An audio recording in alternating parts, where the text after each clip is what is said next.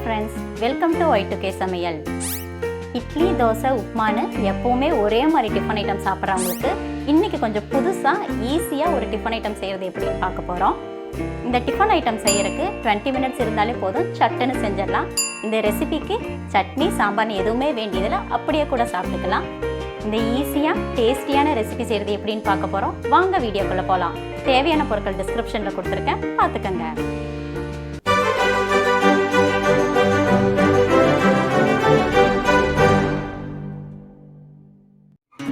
ஒரு மிக்சிங் பவுலில் 1 கப் அளவுக்கு அரிசி மாவு, அது கூடவே தேவையான அளவு உப்பு,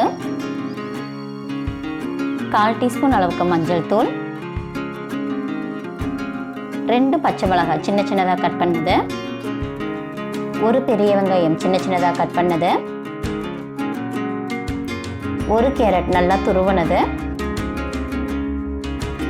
1 டீஸ்பூன் அளவுக்கு இஞ்சி துருவல், கொஞ்சமாக கொத்தமல்லி, கருவேப்பிலை, 2 டீஸ்பூன் அளவுக்கு ஆயில் ஊற்றி நல்லா மிக்ஸ் பண்ணிக்கலாம். தண்ணி ஊற்றி மாவை மிக்ஸ் பண்ணும்போது பிசு பிசுன்னு வராமல் இருக்கிறதுக்காக நம்ம ஆயில் ஆட் பண்ணியிருக்கிறோம். அரிசி மாவோடு சேர்த்து எல்லா பொருளையும் நல்லா மிக்ஸ் பண்ணதுக்கப்புறம் நம்ம எந்த கப்பில் அரிசி மாவு எடுத்தோமோ அதே கப்பில் 1 கப் அளவுக்கு சூடான தண்ணி எடுத்து இதோடு சேர்த்து நல்லா மிக்ஸ் பண்ணிடலாம். நம்ம செய்கிற இந்த ரெசிபி நல்லா சாஃப்டாக வரணுன்றதுக்காக தான் சுடு தண்ணி ஆட் பண்ணியிருக்கோம். நீங்கள் பச்சை தண்ணி ஆட் பண்ணிங்கன்னா ரொம்ப ரப்பர் மாதிரி கெட்டியாக இருக்க சான்சஸ் இருக்குது, அதனால் பச்சை தண்ணியை ஆட் பண்ண வேண்டாம்.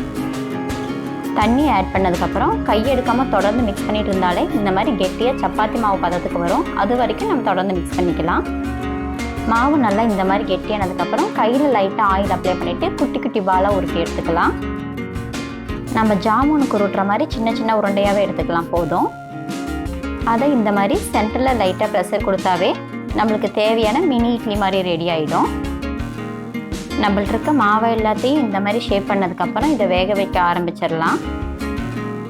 இதை நம்ம எப்போவுமே இட்லி செய்கிற மாதிரி ஆவியில் தான் வேக வைக்க போகிறோம். அதுக்கு இட்லி பாத்திரத்தில் தண்ணி நல்லா சூடானதும் தட்டில் லைட்டாக ஆயில் அப்ளை பண்ணிவிட்டு இதை ஒவ்வொன்றா எடுத்து ப்ளேஸ் பண்ணி வேக வைக்க ஆரம்பிச்சிடலாம். பாத்திரத்தில் இருக்கிற தண்ணி நல்லா சூடானதுக்கப்புறம் இதை வேக வைக்க ஆரம்பிக்கலாம். நம்ம இதை வேக வைக்கும்போது அடுப்பை மீடியம் ஃப்ளேமில் வச்சு வேக வச்சாலே போதும்.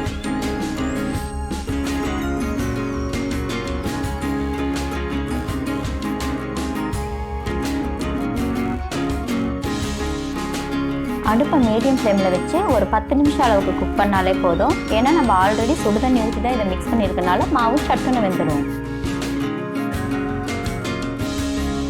இதை நம்ம ஆவியில் வேக வைக்கிறனால டேஸ்ட்டும் சூப்பராக இருக்கும், உடம்புக்கு ரொம்ப ஹெல்த்தியான டிஷ்ஷும் கூட. இட்லியே வேண்டான்னு சொல்கிற குழந்தைங்களுக்கு கூட இந்த மாதிரி நீங்கள் செஞ்சு கொடுத்தீங்கன்னா ரொம்ப விரும்பி சாப்பிடுவாங்க. அவங்க உடம்புக்கும் ரொம்ப ஹெல்த்தியாகவும் இருக்கும். இப்போ இதை 10 நிமிஷம் வேக வச்சு எடுத்துக்கலாம். 10 நிமிஷம் ஆயிடுச்சு, நம்மளுக்கு தேவையான ரெசிபி ரெடி ஆகிடுச்சு. இப்போ இதை இப்படியே ஆற விட்டுட்டு அடுத்தது இதை நம்ம தாளிக்க ஆரம்பிச்சிடலாம். தாளிக்கிறதுக்கு ஒரு பேனில் 3 டேபிள் ஸ்பூன் அளவுக்கு எண்ணெய் ஊற்றிக்கலாம்.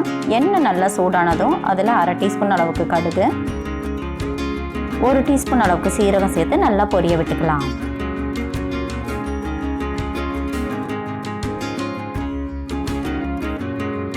ரெண்டும் நல்லா பொரிஞ்சதுக்கப்புறம் அது கூட நல்லா தின்னாக கட் பண்ண ஒரு பெரிய வெங்காயத்தை சேர்த்து நல்லா வதக்கிக்கலாம். வெங்காயத்தை ரொம்ப பொடியாக கட் பண்ணாமல் இந்த மாதிரி நீளமாக கட் பண்ணிக்கிங்க. அப்போ இதை சாப்பிடும்போது ருசி நல்லாயிருக்கும். 2 நிமிஷம் வெங்காயத்தை நல்லா வதங்கினதுக்கப்புறம் அது கூட ஒரு வரமிளகாய், கொஞ்சமாக கருவேப்பிலை சேர்த்து நல்லா வதக்கிக்கலாம். வெங்காயம் நல்லா கண்ணாடி பதம் வர வரைக்கும் தொடர்ந்து அதை வதக்கிட்டே இருக்கலாம். வெங்காயம் சீக்கிரமாக வதங்கணுன்றதுக்காக அது கூட 1/4 டீஸ்பூன் அளவு உப்பு சேர்த்து நல்லா வதக்கிக்கலாம். எப்போவுமே வெங்காயத்தை வதக்கும் போது சீக்கிரமாக வேகணும்னா அது கூட கொஞ்சமாக உப்பு போட்டு வதக்கிக்கோங்க, அப்போ அது சீக்கிரமாக வதங்கிடும். வெங்காயம் நல்லா வதங்கினதுக்கப்புறம் நம்ம வேக வச்சதை இதில் ஆட் பண்ணி நல்லா மிக்ஸ் பண்ணிக்கலாம்.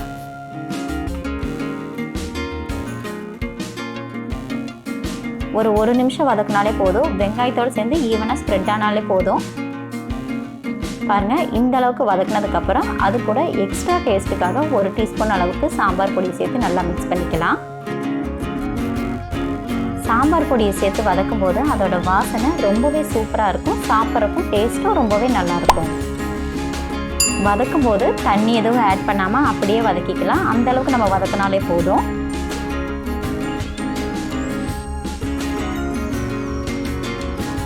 ஃபைனலாக கட் பண்ணி வச்சுருக்க கொத்தமல்லி இலையை மேலே தூவி இறக்கிடலாம். சூப்பரான டேஸ்ட்டில் நல்ல கமகமான இன்ஸ்டன்ட் டிஃபன் ரெடி ஆயிடுச்சு. ஒரு கப் அரிசி மாவில் ரொம்பவே கலர்ஃபுல்லான ரொம்ப ஹெல்த்தியான இன்ஸ்டன்ட் டிஃபன் ரெடி. இந்த ரெசிபியை நீங்கள் பிரேக்ஃபாஸ்ட்டுக்கோ இல்லை டின்னருக்கோ கூட எடுத்துக்கலாம். ரொம்பவே ஈஸியான ரெசிபி இது.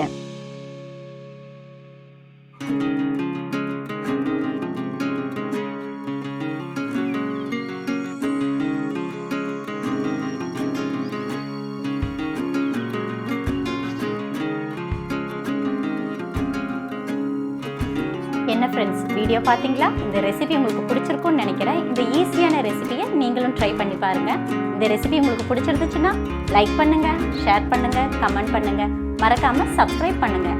மறுபடியும் இன்னொரு ரெசிபியில் பார்க்கலாம். அது வரைக்கும் பாய்.